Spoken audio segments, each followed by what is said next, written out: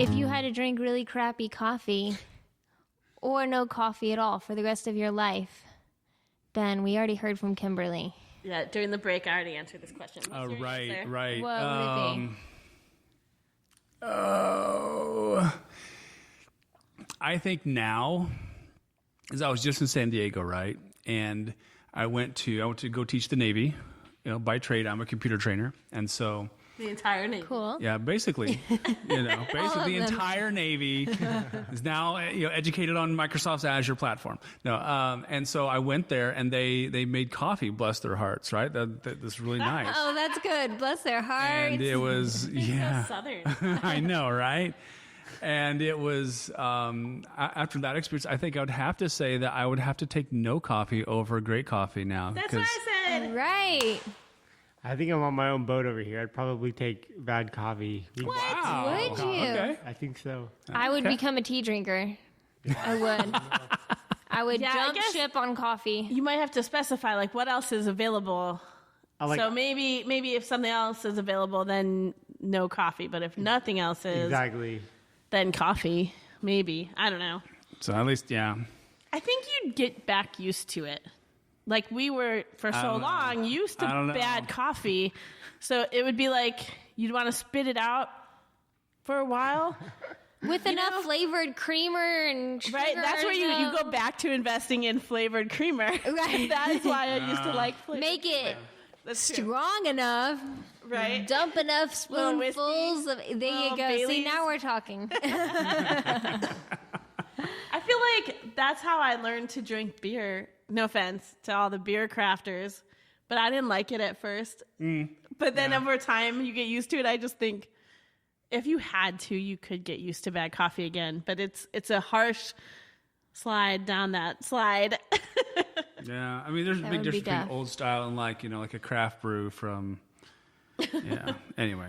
What's interesting now though. Now we're going to get to a whole different drink area. Cats and dogs living together, mass hysteria. Enough with coffee. I think though, like sometimes Ben will do his whole Chemex spiel for someone who does not drink, like not Folgers, and so they're always like, oh yeah, okay.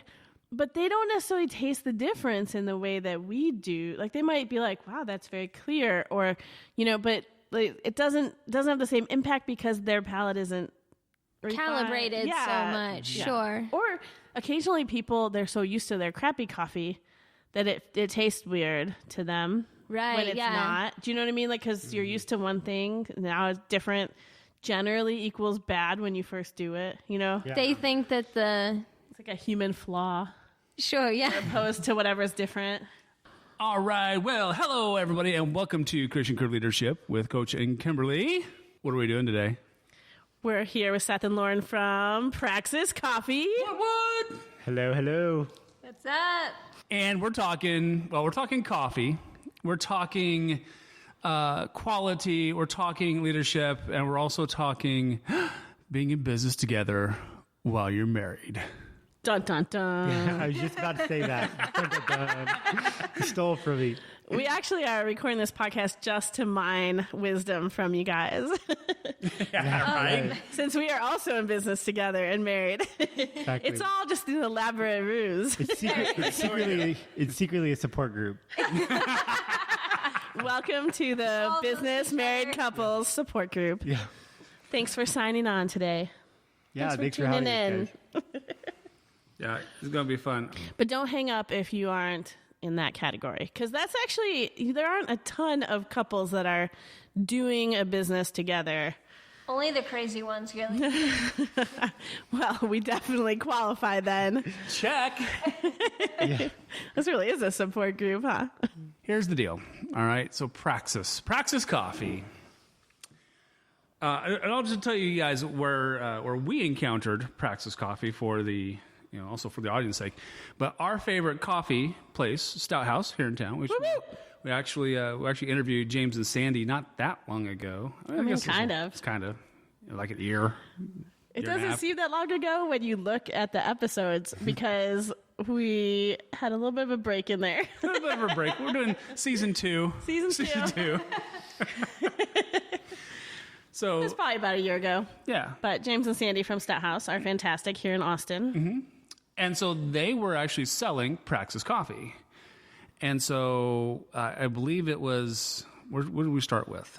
The Alita estate. The Alita right? estate. Right? Yes, ma'am. Yeah. Oh, Wilford Lamastus, Elite Estate. Wouldn't it have been terrible if it was like, that is not a Praxis coffee? I'm like, please be right. But actually, what's funny is I was looking to buy coffee. We had run out. We actually have a coffee membership. And so every month someone sends us coffee from different brewers all over the nation, which is cool. It's called Misto Box. That's just a free plug for you guys, Oh, Misto yeah. Box. But we ran out, and that is a big problem in our house. So I went to Stout House, and I asked Des, their barista, which is the one that we should try. And she gave me such a speech about the Alita estate and it being like on a mountain, and she knew all this stuff about how it was brewed. You guys can probably do this speech better. But I was like, wow, Des, you are really good at your job, and I'm definitely buying that one. And that is when we fell in love with Praxis. Yes, after my first cup of Elita Estate, I literally cried tears of joy. He cried. And this is legitimately, like, it was like, no, nobody can cry. Coach doesn't cry over coffee. No, seriously. Like, I don't cry over very many things, but this was... Well, you have to keep in mind, too, Beautiful. we had been in a bit of a coffee desert because we were out of coffee. And I think you had purchased, like, some cheap-ass coffee. Yeah, it was... Like it some was terrible, like, grocery store coffee to, like, get us through until our next, like, bag came from our membership. And so he was, like, despondent. And then he said, just go to Stout House and buy some coffee that's decent. And so here we are, podcasting, you guys. So actually, I'm going to let you guys talk about the Alita estate. But one more part of this story is a couple weeks later, we're at Stout House, and we're talking to our friend Abby, who at the time was also a barista at Stout House. And Ben is describing his tears upon drinking the Alita estate and just like gushing about how much he loves Praxis. And so Abby said, well, you know, this is Praxis, right? And it turns out you guys were sitting next to us. It was at like an event. I remember that night. And it was Mark so we Indian. were like, what do you mean this is Praxis? And she said, well, this is Seth and Lauren and they're Praxis. Like, it's their company. And we were like, what? And she goes, do you want me to introduce you? And we were like, yes. And then we were all nervous and It was all fanboyish. awkward. Okay. Bring the awkward. So tell us a little bit, just for the sake of the story, about the Alita estate. Tell us the skinny on why that's so fantastic. Yeah, Alita Estate is owned by Wilford Lamastus. It's a family business in Panama, and he's a fourth-generation farmer. So they've been caring for coffee, keeping it in the family, tending to their coffee. They're super environmentally friendly, and it just turns out the land that he has is amazing for coffee. There's a lot of volcanic soil there. There's a lot of tropical climate there. Tons of birds. Just tons of ecosystem friendly factors that. Yeah, this is going way off the deep end. No, it's good. It's good. No, that's beautiful because, I think that in the little details is what makes that quality product, and that's something that I think we're missing a lot in our mass production world. And I think that's something that I've been seeing for a while is a return back to that craftsmanship, those details that along the way where everything is made in a big factory, we lost and forgot. And I feel like we're reclaiming that as a kind of this kind of, I don't know, say it's a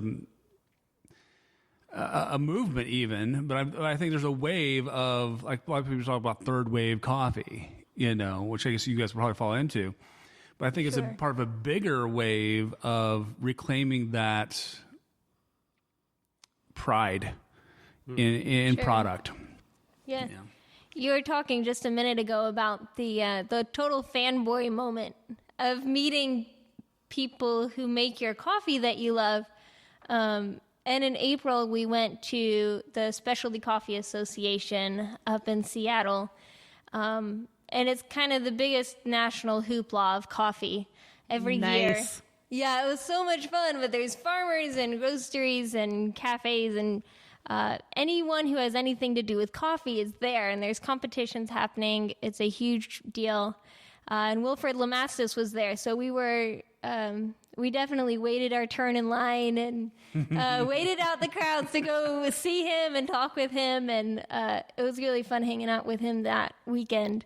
But yeah, getting to know our people is so much fun. It's one of the highlights of it for sure. It means so much more than just getting a bag of greens and roasting them up. So those relationships are huge for us. So tell us about the name Praxis. So Praxis Coffee Roasters, Praxis, we landed on Praxis after a couple different names. And Praxis basically means like a specific art or craft. And we kind of landed on Praxis because we wanted a name that kind of communicates like a special craft to us and also like a science. And coffee definitely is... it can definitely be a science, to roasting it, to growing it, this type of soil that you use, how much water, a harvest actually gets during a year. All of these different things, go into play, making coffee great and roasting it. And brewing it, the list goes on. So that we kind of wanted to communicate something that kind of exemplifies what we want to do and what we do in coffee. It's a special craft, and we're like, it does not start at all, with us, and us making coffee, tastes good. We have a part in it, but really our farmers are the ones that really, take the painstakingly efforts to making what you guys drink and cry about special, so definitely. So nice. I think it's interesting that, with your understanding of the process and understanding your part in that process, because oftentimes we don't, people don't understand that everything is a chain. There's a chain of quality that has to be maintained all the way throughout.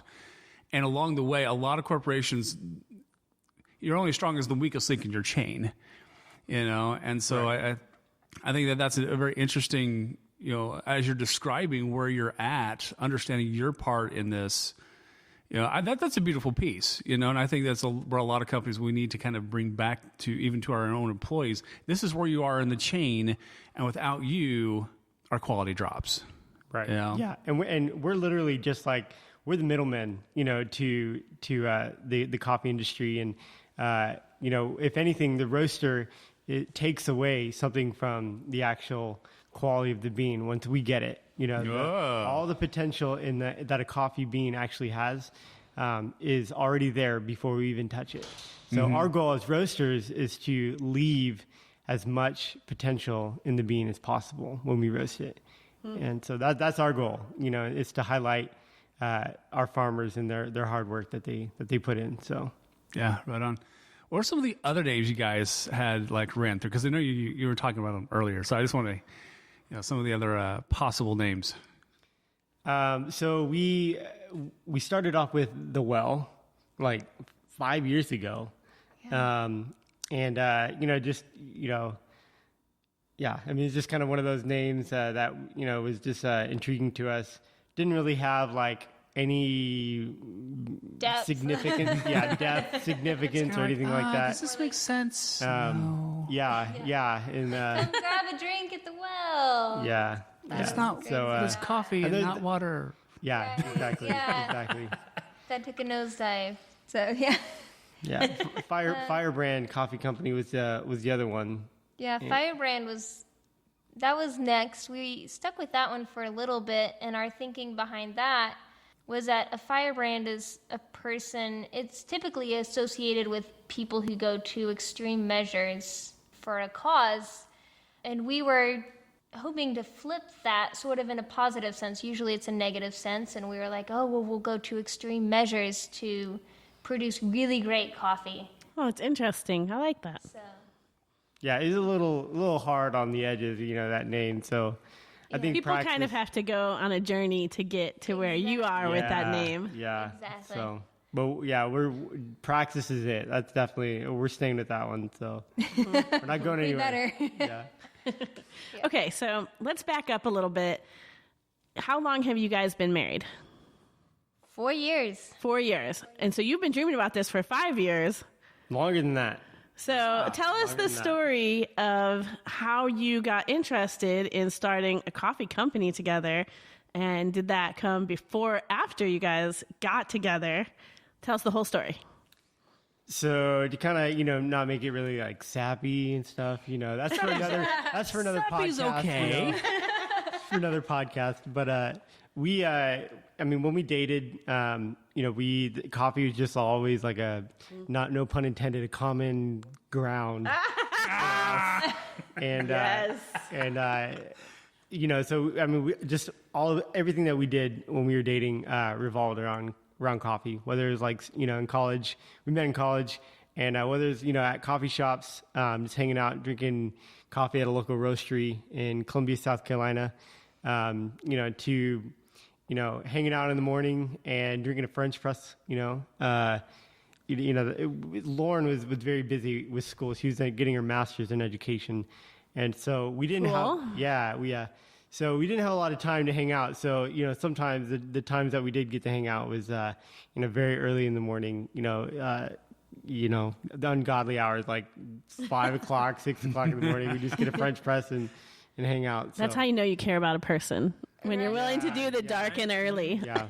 So It was interesting, actually. We each wanted to open a coffee shop, before we even met. We both kind of felt like that's what we were supposed to do with our lives. And so the more we talked and the more we became friends, we realized we had the exact same vision. So that was a lot of fun, becoming friends kind of via coffee. Yeah. And then on to the dating and married life. So, yeah.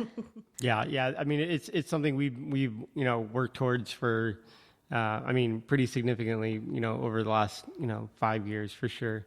Just surrounding ourselves with people, getting as much knowledge as possible, to know, whatever we need to know about coffee. There's so much to learn about coffee.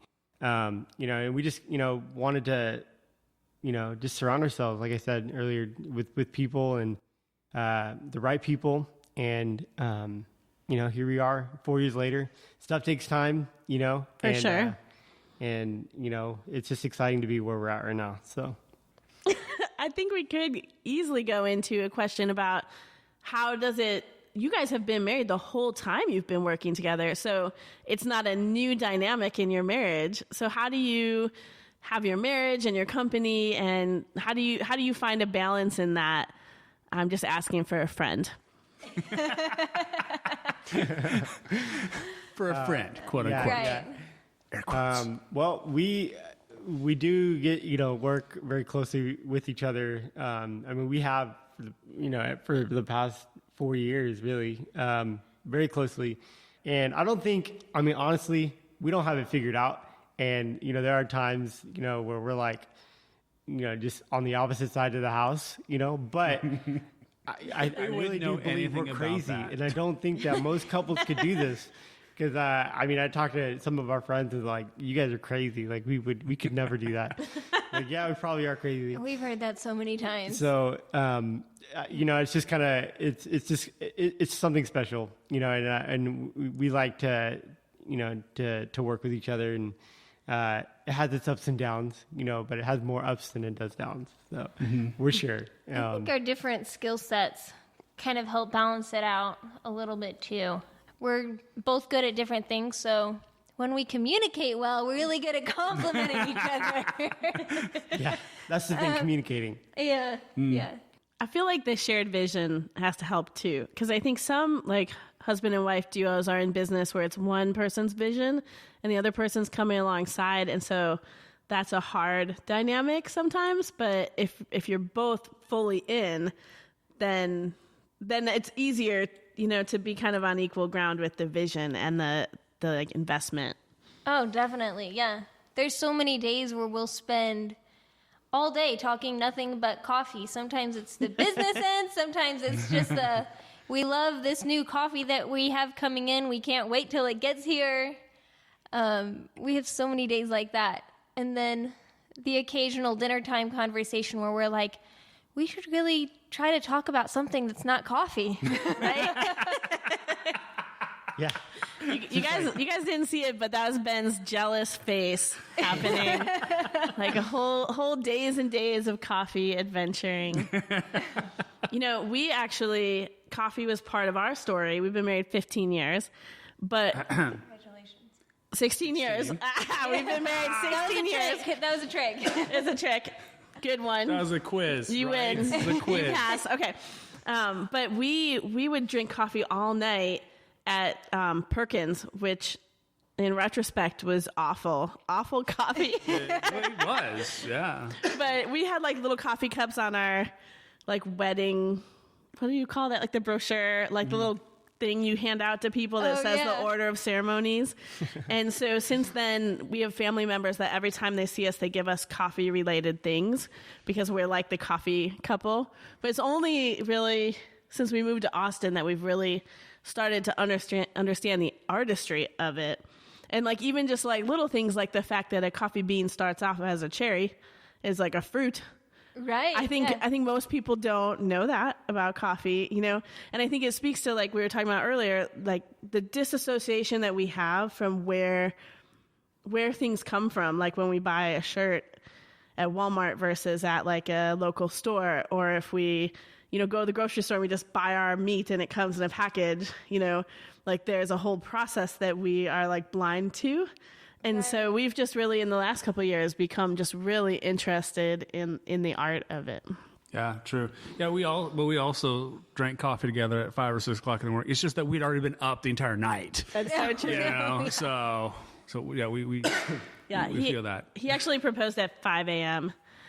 after like many hours of conversation. Oh, man. No way. True story. Way to go. True story. Yeah. Yeah. That's impressive. Yeah. It was in Perkins, so it was like kind of impressive, Yeah. It Only worked. kind of. It worked in context. It's an online diner is appropriate. I wouldn't recommend it for your average bear, but it worked for us. Funny. It's funny. Well, 16 years later, right? We're still here. We still like each other Yeah. most of the days, Exactly. Yeah. So let's talk about what drives Praxis. I mean, obviously, as a customer, as a consumer of your artistry, I know that your kung fu is strong. And so I want to know what's the motivation? What's driving this quality process? Because obviously the quality is so there. I mean, from the packaging to the way that it smells when you open it. This is the Ben fanboy section of the podcast. Here's where I go fanboy. To the actual, to the smell when it's in the Chemex or in the AeroPress or whatever, it doesn't matter. It's good. What happens before? What's the motivation behind what I get, if you will? Yeah. So like basically, why does it make you cry? Right, exactly. Yeah. That's his specific questions. Simple. Well, I mean, like we were saying earlier, we sample a lot of coffee from many, many different farms. I mean, every single, last summer, this summer, we sample so many coffees, hundreds and hundreds of coffees, and we only come away with like 5 or 6. Wow. And that's like literally, I'm like not exaggerating. That's literally how it goes.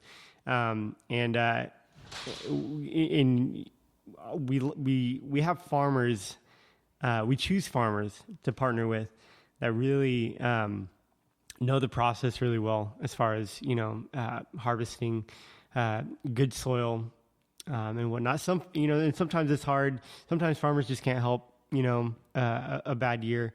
A lot of, farms won't get as much rain in a season. And so the crop just won't be, as good as it was last year or something like that. But for the most part, we like to partner with farmers who really have a passion like we do to go through painstakingly efforts to give a good quality product so that we can share it with you. So it really starts, like I said earlier, with the farmers, and then how we roast it, we profile roast. So basically, profile roasting is we roast each bean a different way, per se.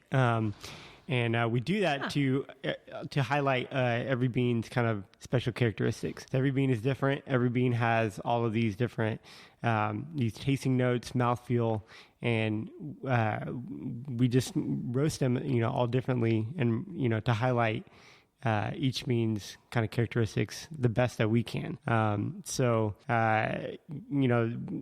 Some people will do like dark, medium, light roast, and we just like to call it profile roasting.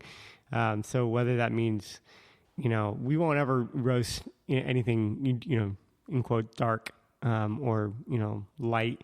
We like to push the bean to its full potential. Coffee nerds out there, it's just kind of a couple minutes into first crack. It's never it's second crack. So I have no idea what that means, by the way. Yeah. I was trying to direct that to the so coffee good, nerds it's like out crack. there. Oh, okay. So, awesome. when you roast coffee, it fractures, the beans fracture once it gets to a certain point. And so when people say when it cracks, it's basically carbon dioxide being released from the bean because moisture is basically leaving the bean, and once the moisture all leaves the bean, CO2 releases and fractures the beans. And so if you ever see like a green coffee bean, they're really, really tiny and really, really dense. Mm-hmm. And when you roast it, those just they get bigger, they get brown, and then get brown because there's sugar in the bean. And so that's what I mean by first crack. It's basically it's just fracturing. So. So you do want to go to second crack, or you don't? We don't. Okay. Yeah. We never ever want to do that. That's like the murder of the coffee bean to us. No. Oh, okay. So to us that is. And some people like that, but that's just our preference. So. Yeah, Okay. right on. Well, knowing's half the battle. G.I. Joe. Okay. Okay, so do you guys have a team around you that does this? You guys just only do it, just the two of you? It's, This is us. the word team Praxis right here. That is incredible. Yeah. So how much do you sell? Like, how much do you roast coffee? What do you do it like all day, all the time? Yeah, I wish. Oh my gosh, that'd be like the dream job right there. So we basically have a production day, that we have during the week, and we have multiple wholesale clients here in Austin that we sell to, Stout House and Bougie's Donuts and Tiny Boxwoods and a few others that are coming into the mix. So keep your eyes peeled, Fun. everybody. Cool. So I mean, we roast. We dedicate one like entire full day to roasting, and like I said, we're fairly small, compared to most roasteries. We're only a year old, so and we don't have a cafe yet, so we're just a roastery. Are there cafe plans? You never know. Some things may already be in the works. So. But that's all I'm gonna say. We'll be customers. So, we'll come to your cafe. Yeah. So And also to Stout House, in case they're listening. yeah, We'll be forever in our house, in our hearts. yeah, And our house. Bougie's for donuts. So yeah. we're We just love all all those of guys. that. Are you feeling like you're lost in your own life? You know that there's something better, and you even know what that something looks like, but you just can't seem to get there? Or maybe you start, make a little progress, and all of a sudden, whammo, life happens, and now you feel hopelessly lost and far away from your goal. Try a new approach to figuring out what's going on in your life, the Creation Curve Compass Planner from our friends at Creation Curve Leadership. The Compass Planner is values-based, a different model than that old planner you buy every year and stop using around the second week of February. The best part? It's free, printable, and super easy. Just go to creationcurve.com/compass and tell our friends, Coach and Kimberly, where to send it. That's creationcurve.com/compass for your free values-based planner. If you're done getting lost in your own life, stop living by the clock and start living by your values.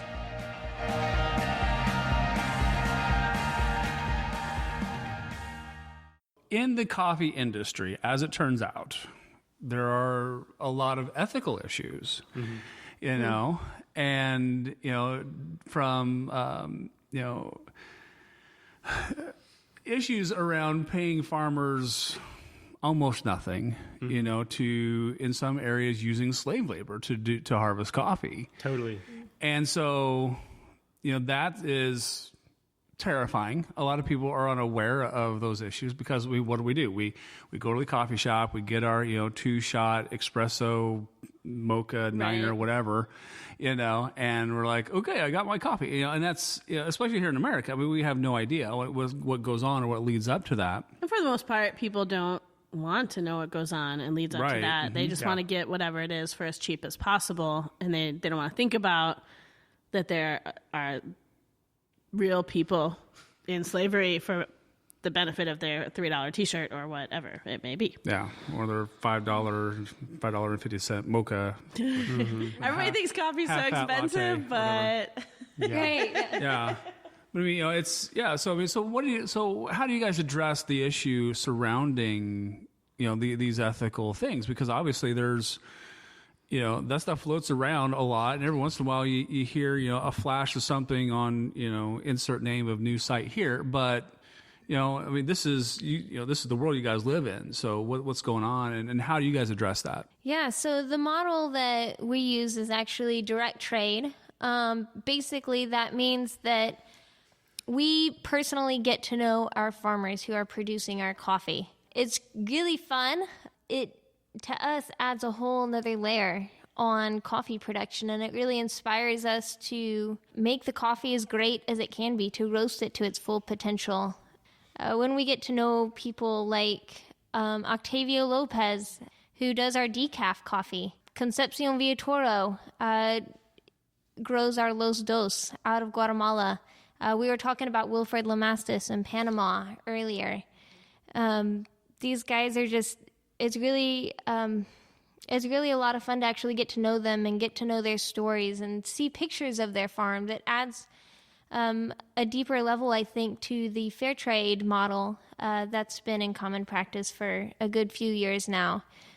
But just instead of paying that minimum wage that fair trade kind of guarantees, direct trade, we pay our farmers really, really well for the crop that they produce for us. So by paying them really well for that product, we know that our prices are going to be higher, but we know that our farmers are going to be able to put food on their families' tables, send their kids to school, take care of their washing station workers and their harvesters, and that says a lot. It's really great to be able to see their pictures and talk to them on the phone and email with them, and know that we're doing justly by them, for sure. So, and then kind of also on a second side of that, we just released Casca Vita. That is 100% coffee cherry fermented like kombucha. Yes. we just tried some tonight, and it is It's- fantastic. Yeah. It's so good, you guys. You can try it. It's at Bougie's right now. But we've really enjoyed playing with Cascara the last couple years. It's delicious as a hot tea, delicious as cold tea, and we've just started fermenting it.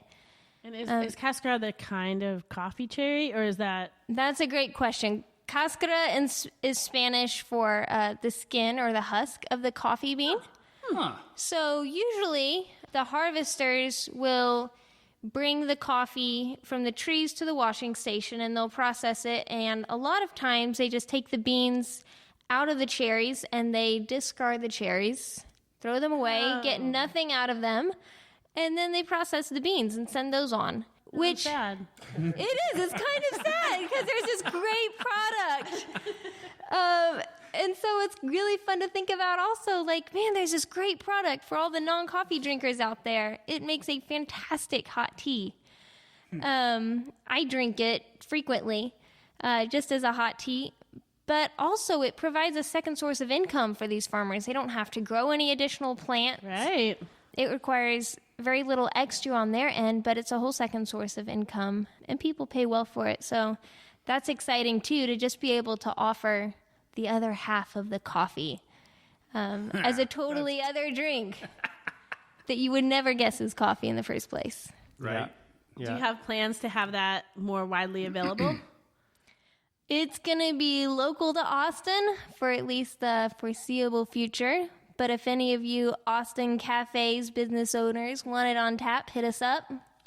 Yeah, we'll, Real tasty, guys. Yeah. We sell them by the kegs, and so we'll brew them by like the 5 gallons. And Can we put a keg in our kitchen? Is there room? What do you think? No. No. If you don't have a keg, you can get a growler, fill it up. There you We go. can fit There a you go. growler.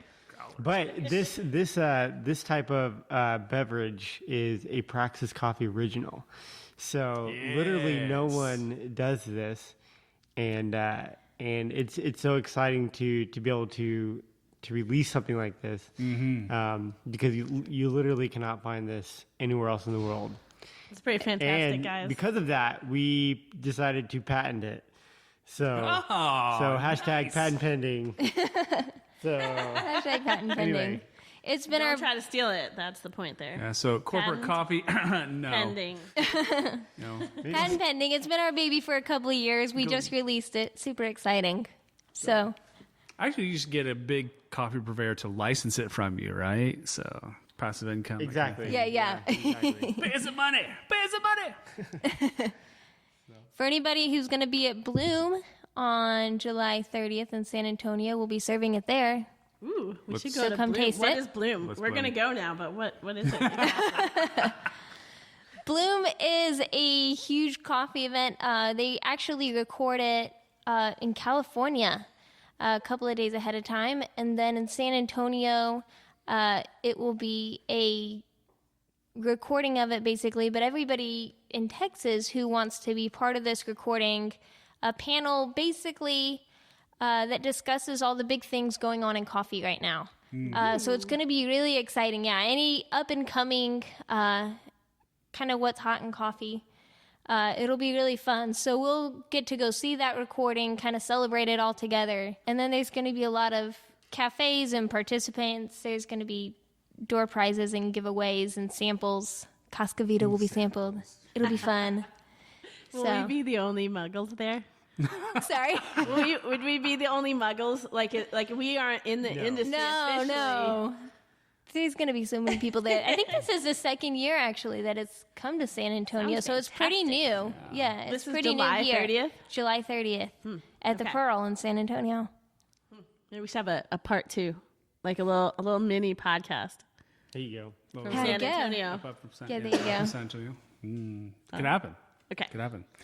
All right. So I got one more thing. All right. So for Praxis, other than the name, okay, if there's one word that you want Praxis to be known for, one thing, and you since you're different, both of you are kind of different sides of the Praxis coffee, Because you're different human beings. right?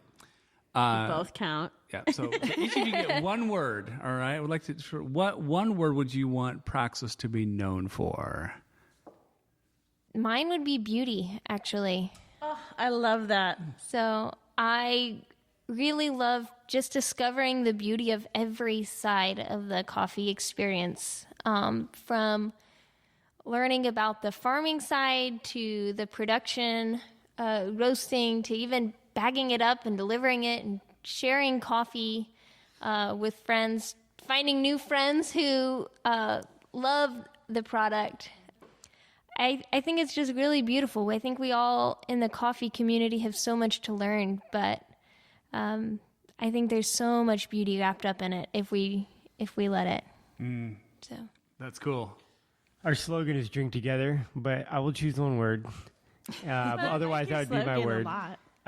No, but community would be my word, and only because it kind of exemplifies our slogan, which is "Drink Together." Lauren and I have a lot of fun. Just getting excited about finding new coffees, or just seeing how farmers kind of develop and just kind of keep pushing out, just beautiful coffees, and just being like, man, I cannot wait to share this with, our friends, the Austin community, we love to kind of, be that middleman for people and to share, such a regular thing in our everyday lives. And we in a way kind of get to join you guys, at your breakfast table.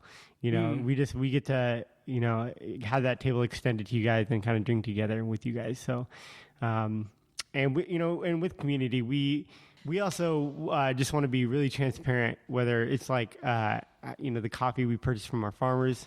Like Lauren was saying earlier, we pay a premium to our farmers, just because that's what their coffee is worth.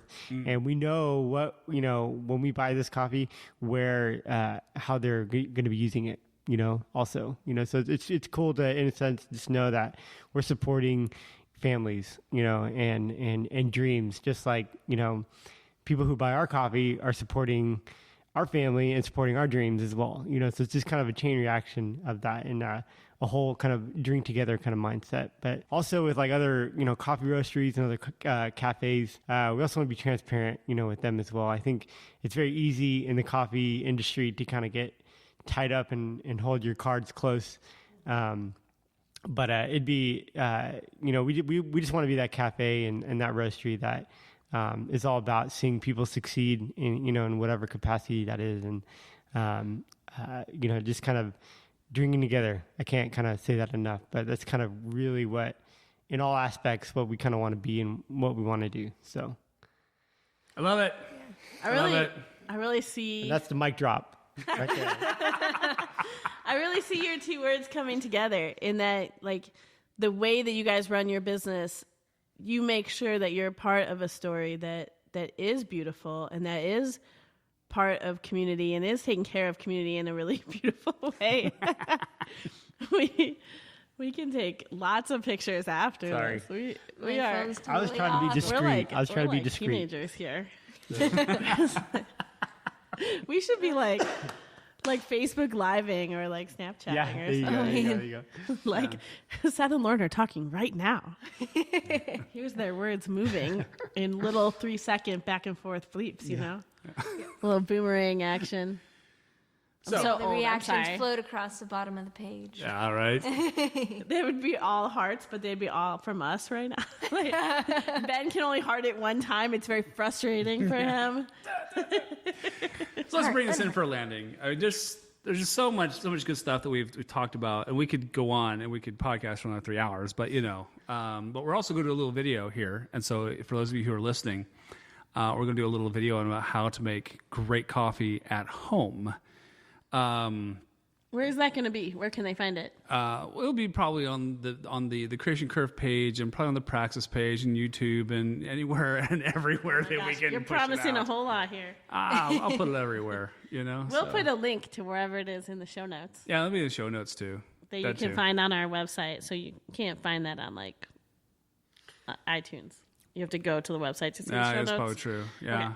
It's creationcurve.com. CreationCurve.com, and also at your website, Seth, Yep. is Brew guides. Brew Guides. Mm-hmm. Okay. Nice. Yeah, we have we'll eventually make some videos of how to make something, something good. But but we do have brew guides, on how to make a delicious, Chemex, French press, AeroPress, pour over to Praxis specs. They may be different than some other people do, but everybody's got their way, but that's how we do it. Nice. So we're going to have some videos. So Yeah. be on the lookout. Mm-hmm. So your website, if somebody wants to, we have people literally listening to us around the world. So someone wants to buy your exquisite coffees, which they are. I promise you, they will make you cry. Okay. Where would they go? PraxisCoffee.com. PraxisCoffee.com. Yeah, follow us on Instagram and on Twitter, Facebook. But yeah, we if you're not here in Austin, you can always just buy it online and we ship it to you. PraxisCoffee.com. We also sell retail here in town. So yeah. Beautiful, beautiful. Well, you've been listening to Creation Curve Leadership with Coach and Kimberly and Seth and Lauren today. Guys, thanks for hanging out with us Thank today. you so much for Thanks having so us. much, That was a lot of guys. fun. It's been fun. It's been fun. We might start the Praxis fan club.